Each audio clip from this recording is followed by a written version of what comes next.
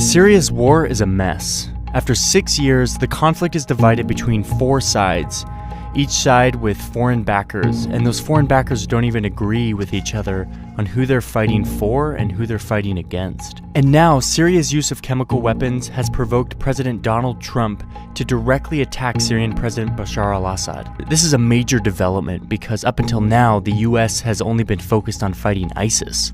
To understand the crisscrossing interventions and battle lines in Syria today and how it got this way, it helps to go back to the beginning of the conflict and watch to see how it unfolded.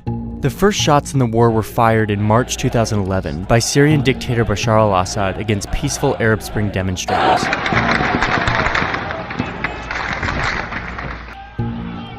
In July, the protesters start shooting back, and some Syrian troops even defect from the Syrian army to join them. They call themselves the Free Syrian Army, and the uprising becomes a civil war.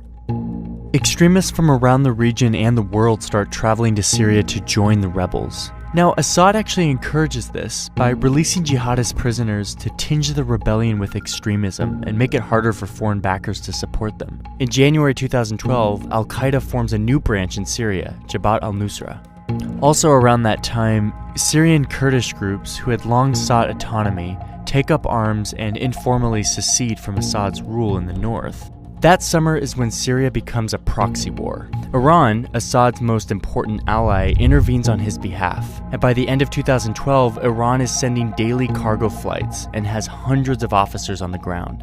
At the same time, the oil-rich Arab states in the Persian Gulf begin sending money and weapons to the rebels, mainly to counter Iran's influence. Iran steps up its influence in turn in mid-2012 when Hezbollah, a Lebanese militia backed by Iran, invades to fight along Assad.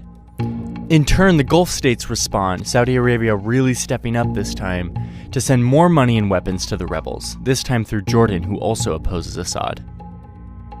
By 2013, the Middle East is divided between mostly Sunni powers generally supporting the rebels and Shias generally supporting Assad.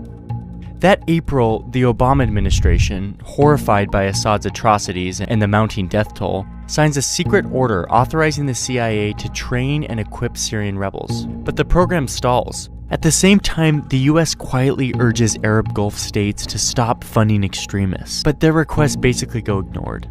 In August, the Assad regime uses chemical weapons against civilians, provoking condemnation from around the world. Men, women, children lying in rows, killed by poison gas. It is in the national security interests of the United States to respond to the Assad regime's use of chemical weapons through a targeted military strike. Russia proposed on Monday that Syria surrender control over its chemical weapons to the international community for its eventual dismantling to avoid a U.S. military strike. The U.S. ends up backing down, but the whole thing establishes Syria as a great powers dispute, with Russia backing Assad and the U.S. opposing him. Just weeks later, the first American CIA training in arms reached Syrian rebels. The U.S. is now a participant in the war. In February 2014, something happens that transforms the war. An Al-Qaeda affiliate based mostly in Iraq breaks away from the group over internal disagreements.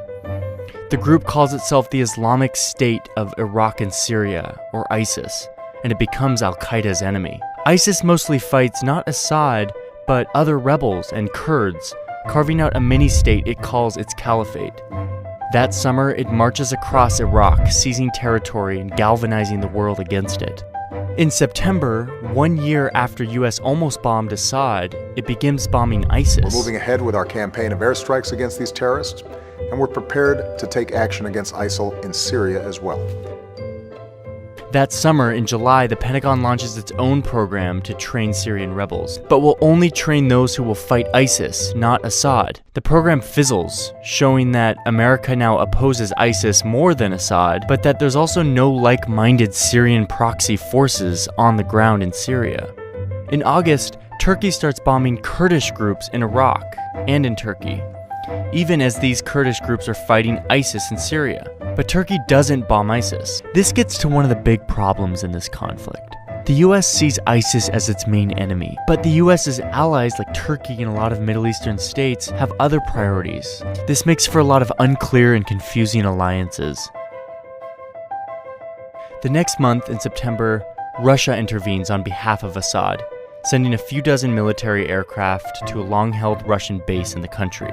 Russia says it's there to bomb ISIS, but in fact only ends up bombing anti-Assad rebels, including some backed by the US. The next year, Donald Trump wins the White House, vowing to stay out of Syria and signaling that Assad should be able to stay in power. At the end of 2016, Assad, helped by Russian air power and Iranian-sponsored militias, retakes the Syrian city of Aleppo, knocking the rebels out of their last remaining urban stronghold. Then, in spring 2017, Assad once again uses chemical weapons against his people, killing 85, including 20 children. Back in the US, Trump says his attitude towards Syria and Assad has, quote, changed very much due to the attacks. He vows to respond, and within just a few days, the White House launches dozens of Tomahawk missiles that strike an airbase in Syria. This is the first time the United States has directly attacked the Assad regime, and this adds yet another crisscrossing complication to the already multi-dimensional civil war. So as it stands now, Syria is in ruins. Even as Assad recaptures land, the rebellion perseveres, and with outside countries fueling each of the groups, it's clear that there's still no end in sight.